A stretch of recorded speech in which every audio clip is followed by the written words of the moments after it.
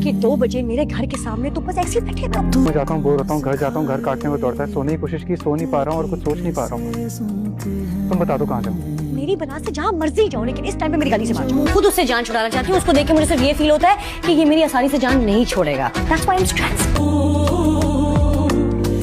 मेरी जिंदगी। सलीम, बात ये है, मैं कुछ भी करूँ, कहीं पे भी बैठूँ, तुम सामने आ जाती हो। सुकून नहीं आ रहा मुझे, इसीलिए बस यहाँ आकर बैठ गया था। मेरा सुकून तू ही है, मेरा जुनून। तो अब फ्रेंड्स, तेरे ही सहारे सारे तारे, दिल लगी है तू, दिल जो करे कभी तो मिलना फिर वहाँ।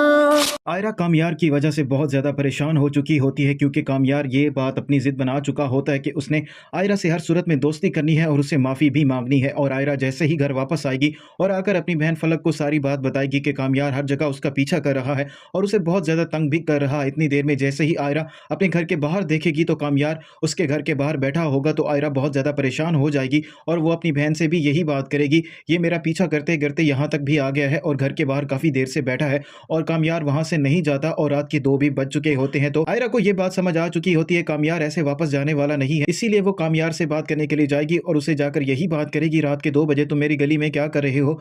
तो कामयार उसे यही बात करेगा, मैं जहाँ भी जाता हूँ बोर हो जाता हूँ और मुझे मेरा घर भी काटने को दौड़ता है और मैं जो भी करूँ मुझे तुम ही नज़र आती हो, इसी वजह से मैं ये जगह छोड़कर नहीं जाना चाहता, तो तुम बताओ मैं क्या करूँ। तो आयरा उसे यही बात करेगी, ये मेरा मसला नहीं है, तुमने जहाँ भी जाना है जाओ, लेकिन अभी यहाँ से जाओ। लेकिन कामयार उसे यही बात करेगा, मैं तब तक यहाँ से नहीं जाऊँगा जब तक तुम मुझे माफ़ नहीं कर देती और मुझसे दोस्ती नहीं कर लेती। लेकिन आयरा भी अपनी बात पर अड़ चुकी होती है और वो कामयार को माफ़ नहीं करती और सुबह तक कामयार वहीं ही बैठा रहता है।